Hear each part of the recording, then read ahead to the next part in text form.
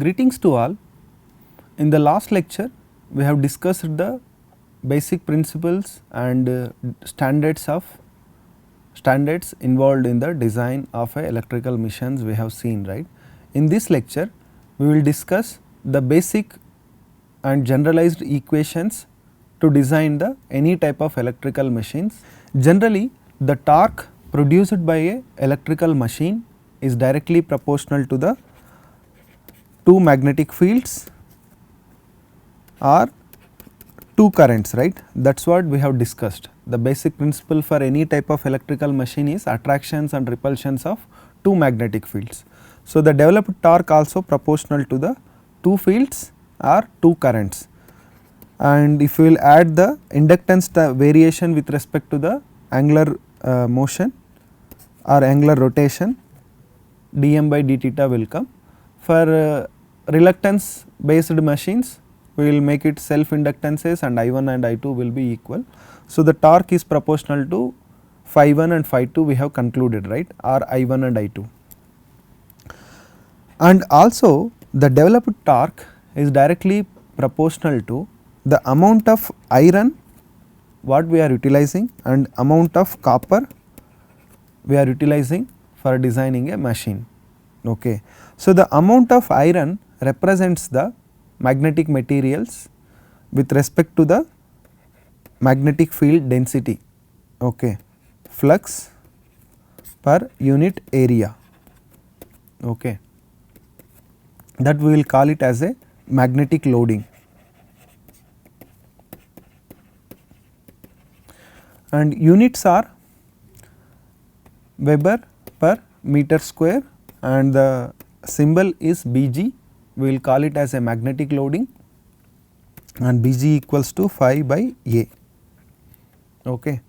And the amount of copper represents the mmf, okay, per unit length. mmf per unit length we will call it as a electric loading and symbol is EL. This electric loading is nothing but the ampere turns placed around the armature structure. We can see here, this is the mission. So, here the conductors are placed around the armature structure, right, or stator structure, okay. With respect to that, how many ampere turns are there per unit length is nothing but your electric loading. The magnetic loading depends upon the saturation limits and type of material and losses with respect to the core losses and type of coolant or thermal mechanism, what kind of thermal mechanism we are utilizing. Based on these four aspects, the magnetic loading will be decided. These are the four parameters which are limiting the magnetic loading value. We cannot increase the Bg value above the certain limits because of these four things. And similarly, electric loading is limited with respect to the I square R losses and winding type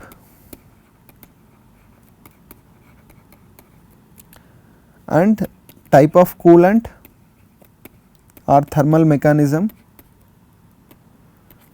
and finally skin effects with respect to the frequency of operation.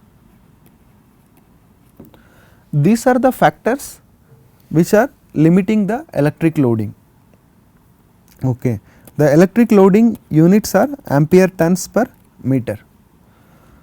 So, we have to select the iron as well as copper amount precisely in order to achieve the required torque, okay. Or we can say we have to select the magnetic loading as well as electric loading values appropriately to design the electrical machine. Now, let us consider a machine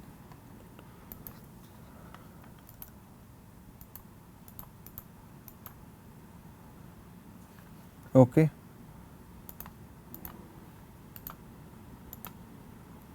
this is the electrical machine.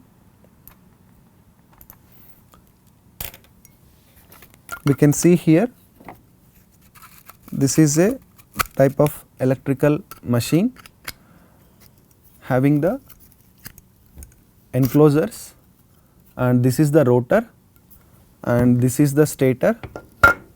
This is the stator and consists of windings, and the stator is designed with n number of laminations.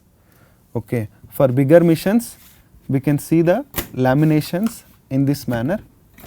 This is the laminations for bigger missions. Single lamination I am showing here with the n number of slots, and each lamination will be thickness of 0.5 mm to 1 mm, we can see here. So, now we will see what kind of parameters we have to see. The first step in the design, what we have discussed, we have to identify the volume, right. So, volume is nothing but with respect to the air gap diameter or with respect to the stator inner diameter. The stator inner diameter is nothing but dis, that is what I am showing here. Okay. The mission structure will be like this. Here the outer diameter is dis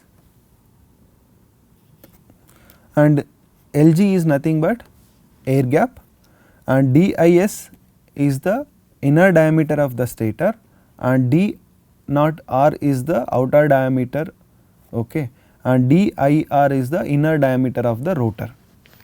Okay. So, we have considered the AC mission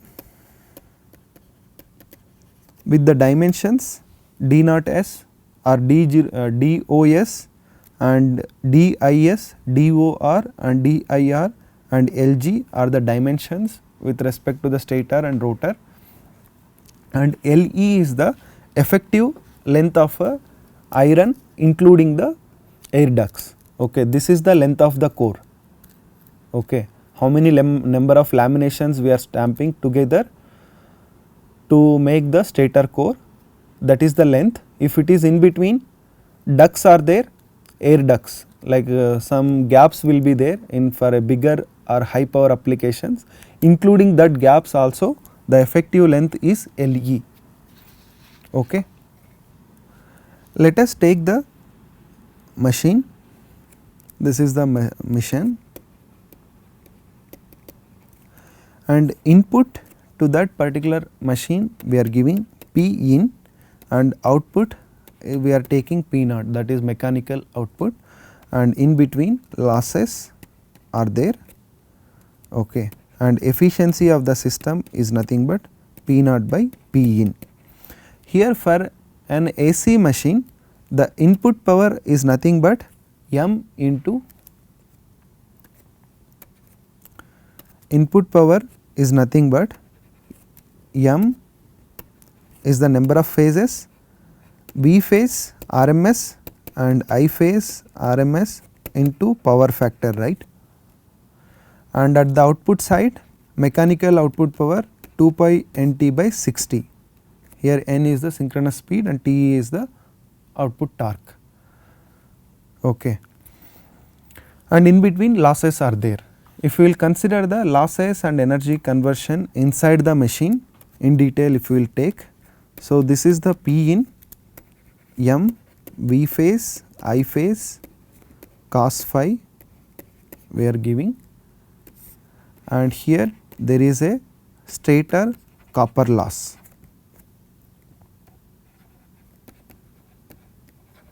Okay. The input electrical input we are giving to the electrical machine, and the input power is nothing but M into V phase, I phase, cos phi, and V phase and I phase are the RMS quantities. And after that, because of the stator winding, there is a loss, I square R loss, and then output is at the air gap, that is Pg, and this air gap power we are giving as the input to the rotor. And in the rotor side or in the rotor also we have the I square R losses. Okay. There will be a I square R loss because of the winding structure in the rotor. and the rotor output, okay, is nothing but the mechanical power, but there will be a mechanical losses also, okay, like friction and windage losses will be there, and then output will be P mechanical or P naught, we can represent it. So, along with this I square R loss, there will be a iron losses also in the stator core as well as rotor core in terms of hysteresis and eddy current losses. We have the iron losses. So, the system what we have represented earlier is this one, okay. We are giving electrical input and getting mechanical output. So, efficiency is nothing but P naught or P mechanical output divided by electrical input. And if we will consider the efficiency with respect to the air gap power is nothing but this one. Efficiency with respect to the air gap power is nothing but P naught divided by Pg, okay. Here the input power is equals to power at the air gap plus losses. Power at the air gap is nothing but m into V phase I phase cos phi g plus m into I square or losses will be there I phase plus iron loss, okay, at the stator side. So, input will be m into V phase I phase cos phi. So, here V phase and I phase will be with respect to the air gap side and here with respect to the supply side. If we will neglect the losses, these two losses if we will neglect it, then the input power whatever we are giving, the same power we are seeing at the air gap, right. So, from this power equation we will realize the physical dimensions of the machine or in terms of volume. That is the first step to design, to start the design process of the electrical machine, right. So, we have to take the power output power or output power requirement. Based on that we have to select the D2L, that is volume product, okay. Power is proportional to the volume product. So, depends upon the given power we have to select the volume product.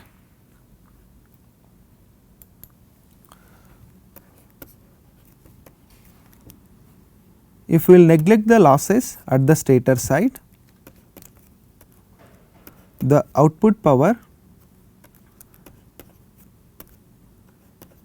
P naught is nothing but efficiency into P in, right. And here efficiency I am considering with respect to the air gap and the input I am considering it is equals to the Pg, the power at the air gap. Here losses with respect to the I square R loss plus core losses are neglected. Because of that reason P in equals to Pg I am considering here, the electrical input equals to the power at the air gap, okay. Efficiency with respect to the air gap reference and Pg is nothing but m into V phase RMS at the air gap, I phase RMS at the air gap and cos phi g, okay. Here the voltage or induced voltage at the air gap is same as the supplied voltage if I will neglect the losses, that is V phase RMS we have to calculate with respect to the input and I phase RMS we have to calculate in terms of electric loading, okay. First we will see the what is voltage, okay. Before going to that thing, If we will replace the V phase RMS and I phase RMS quantities in terms of peak quantities, m by 2, m is the number of phases, and V phase peak at the air gap and I phase peak current at the air gap into power factor cos phi g. So, here voltage, the induced voltage as per the Faraday's law is equals to N d phi by dt. N is the number of turns per phase and phi is nothing but B into A, flux density over a area divided by dt. Here A is cross sectional area of the core is constant, that is N phase into AC and then dB by dt. The dB by dt represents the flux swing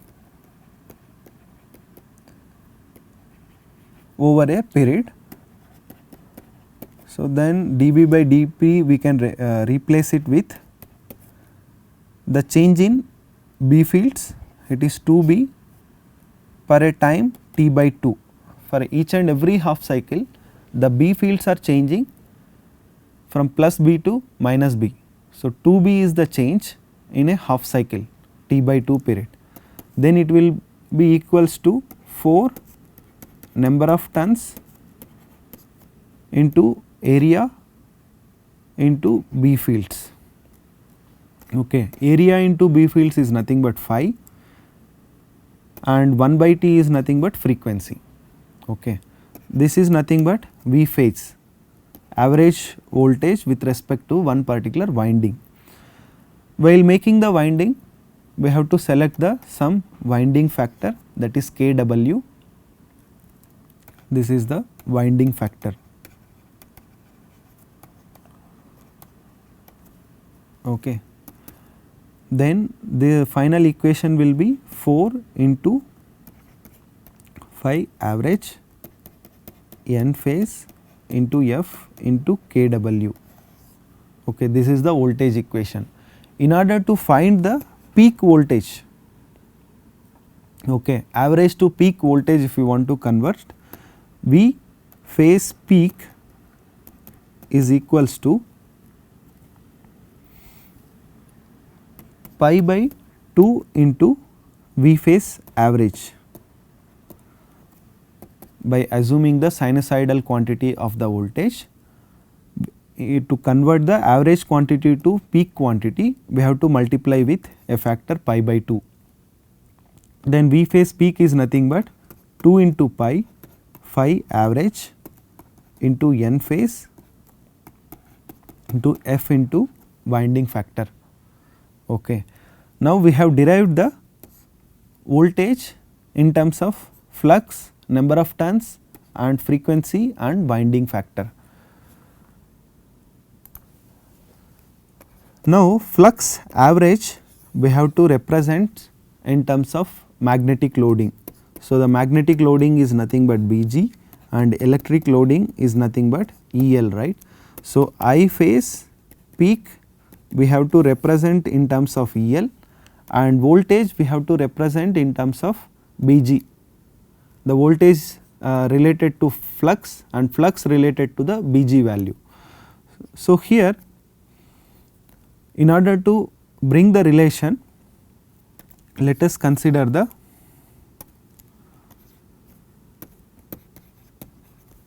flux average is equals to 2 by pi flux peak value.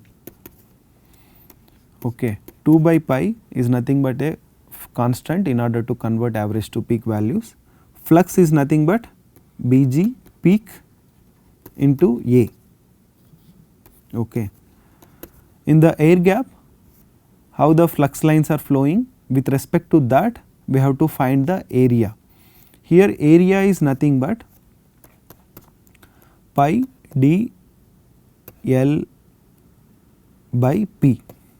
D is nothing but inner diameter of the stator and L is nothing but length of the core and Bg peak will be there as it is, and 2 by pi, that will give flux average equals to this one.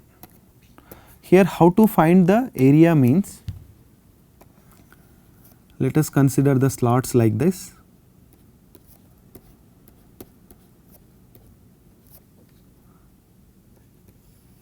Okay. This is the rotor structure.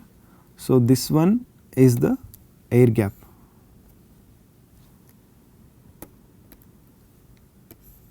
Okay, this one is the air gap. In the air gap, how the field lines or flux lines are entering means in this manner, in each and every teeth. The flux lines are entering in this manner, right.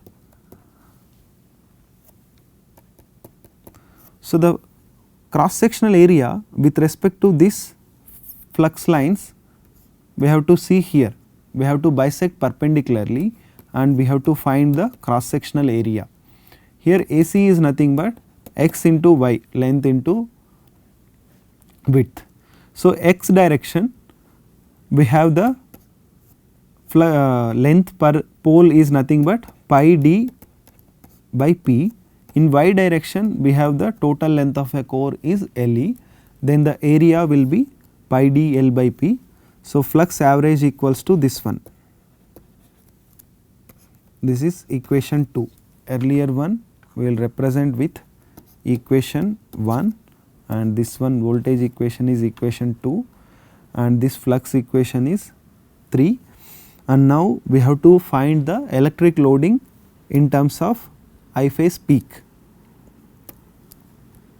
Electric loading is nothing but MMF per unit length, right. MMF is nothing but what?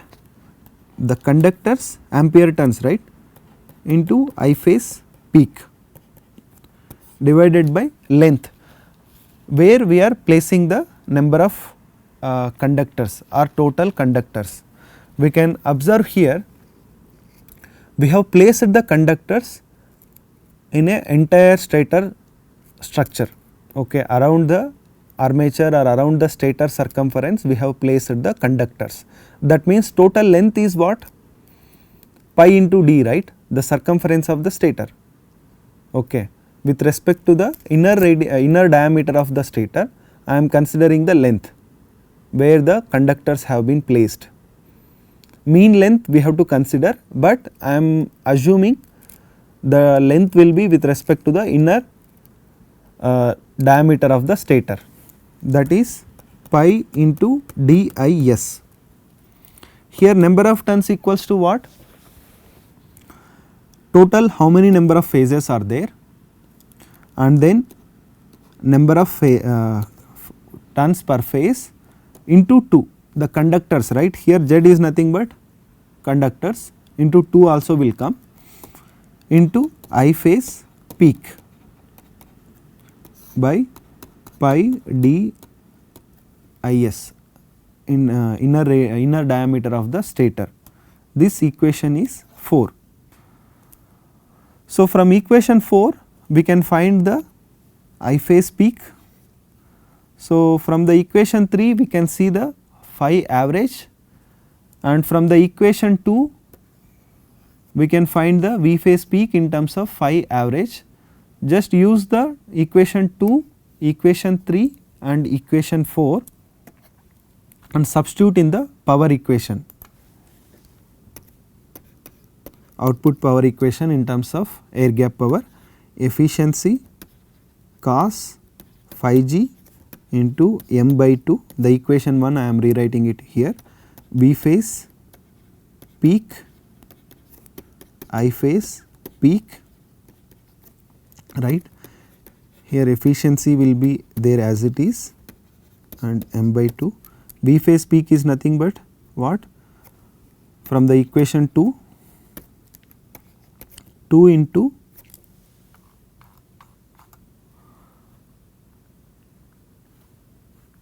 pi flux average n phase into frequency into kW, 2 pi n phase flux average into F into kW. This is V phase. I phase peak is nothing but electric loading into pi into inner diameter of the stator divided by total number of conductors. Okay. Here substitute the flux average value in terms of peak flux densities, then efficiency, power factor and number of phases and constant value by 2 pi n phase. Flux average is nothing but 2 by P Bg peak, okay, into dis into Le. That is what we have derived in equation 3. Okay, 2 by pi is there, but pi will be cancelled here. So, directly 2 by P we have taken here, okay, into I phase peak terms in terms of electric loading and inner diameter of the stator. Okay. Solve this equation. At the end we will find the equation will be pi square by P into efficiency at the air gap cos phi g, the power factor, into electric loading and magnetic loading values, both are peak values, and d square L product into frequency, winding factor,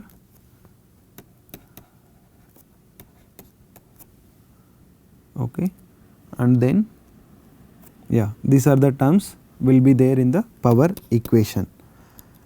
Now the speed term also will come, that is ns, synchronous speed.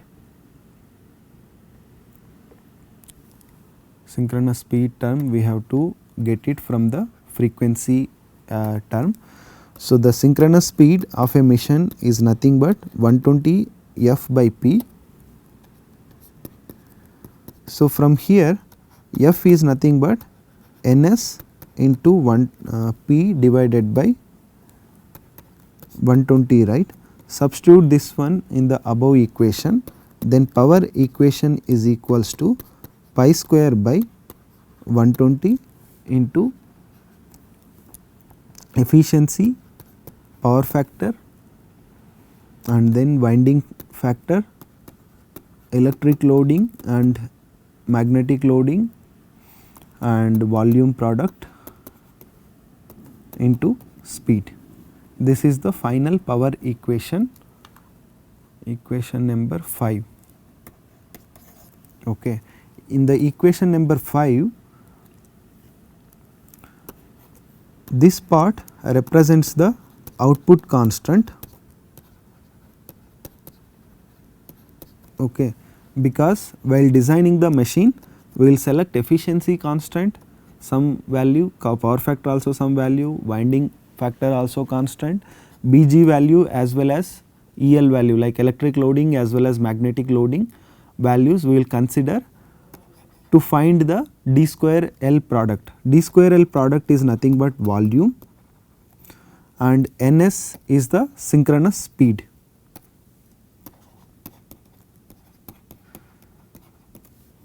Okay. So, the power equation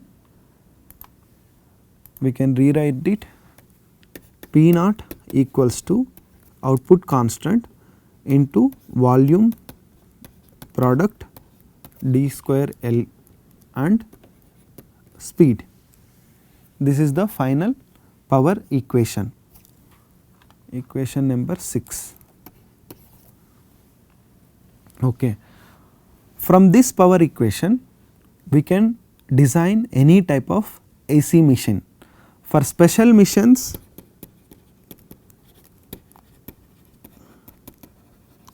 and DC machines we have to select the output power equation accordingly. For AC machines we have selected the input power equation m into V phase I phase cos phi, right, for AC machines. So, for special missions and DC missions also the P naught has to be derived from the associated input power equations. Okay. Next thing is power equation depends on what are the factors. Okay. First we will see power equation is directly proportional to, from the equation 5, electric loading and magnetic loading and volume, speed and then power factor, right. These are the 5 factors are influencing or limiting the output power. How, if we will change the some parameter, how output power will be varied, we will discuss now. So, output power is directly proportional to the electric loading, right.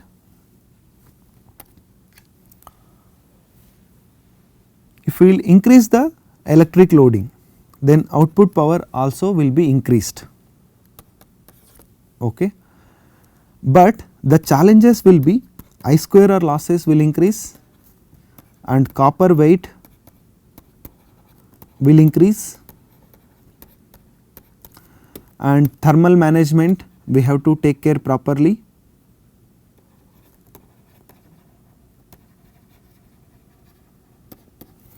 Okay. And these are the limitations with respect to the electric loading. We can increase the electric loading to increase the output power.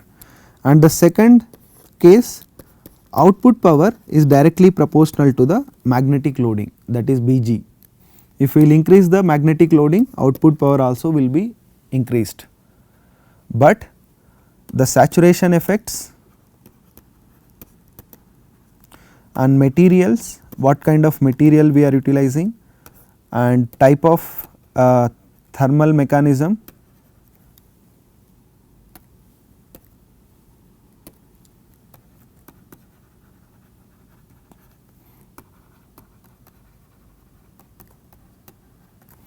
we have to consider it, and iron losses with respect to the core.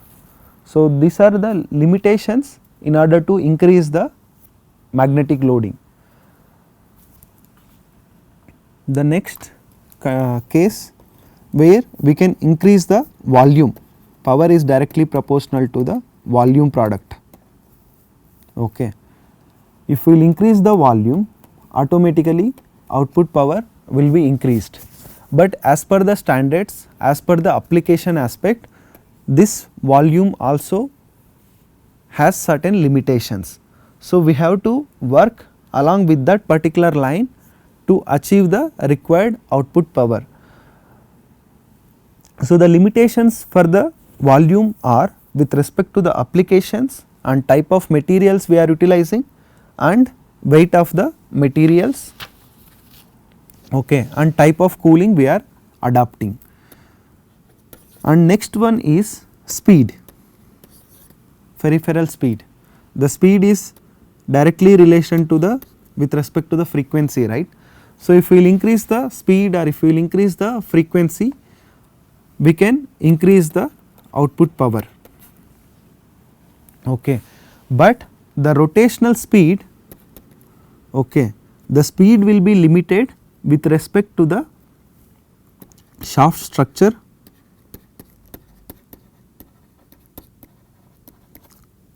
and inertia and torque acting on the machine, okay, and for example type of machine, if we will take the DC machine, then we require the brushes and commutators. So, if we will increase the peripheral speed or speed of the machine, we have to design the brushes and commutators arrangement appropriately, and core losses and cooling and saturation limits, all the other restricting factors with respect to the speed. and finally power factor. Okay. If we will increase the power factor, automatically the output power also going up. The max to max, the power factor we can attain, it is equals to 1 in a ideal case or low power rated missions, but greater than 1 is not possible. Okay. Always in an electrical machines, because of the air gaps and leakage inductances, there will be a power factor value, some power factor will be there less than 1, okay, will be exist in the machine, and the magnetizing currents also another restricting factor. Okay. So, based on these aspects we can increase or decrease the output power, depends upon the available materials, available thermal management and available structures with respect to the application. Like DC machine we are designing, so we have to design the brushes and commutators accordingly, or synchronous machine we are designing, only brushes requirement is there. For induction machine there is no need of any brushes, so we can go for higher speeds also. So, depends upon the limitations. So, with respect to the these 5 parameters we have to design the machine and we have to select the D2L product. Now, we will see what is the relation of the output power and torque developed by the machine, okay, with respect to the volume. Okay. To achieve the certain torque densities, what kind of, how much volume of the machine we have to select, that we will see now. So, the power equation I am rewriting it again.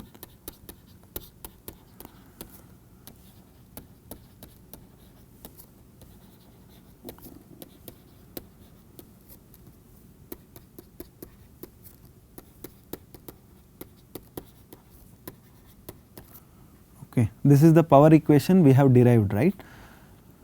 Now, the torque is nothing but, in terms of output power, P naught equals to 2 pi synchronous speed into electromagnetic torque divided by 60, right. So, substitute this equation in the actual power equation, then 2 pi ns into Te divided by 60 is equals to pi square by 120, power factor, efficiency, magnetic loading and electric loading, volume product and synchronous speed. So, the synchronous speed will be cancelled and 1 pi also will be cancelled and this will be like this. So, the final torque equation for a particular machine with respect to the volume is nothing but pi by 4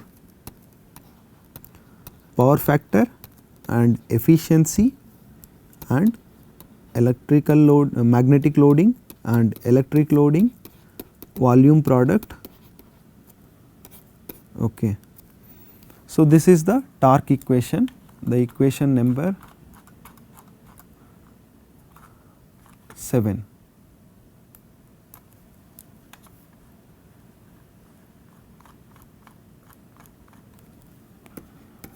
Torque equation in terms of volume,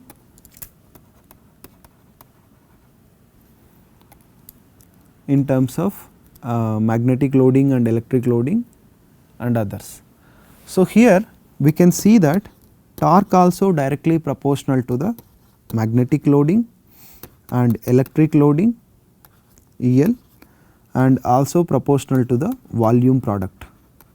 So, if we will increase the volume product or if we will increase the magnetic loading or electric loading, then we can increase the torque capability of a particular machine. Okay. With this thing I am concluding today lecture. The summary of today lecture is, For a given power rating or for a given torque rating, how to decide the main dimensions of the electrical machine or volume product with respect to D2L thing. So, here D is nothing but inner diameter of the stator and L is nothing but length of the structure, stator core. Okay. So, by considering the D and L value in terms of volume, how to decide the dimensions we have discussed. Thank you.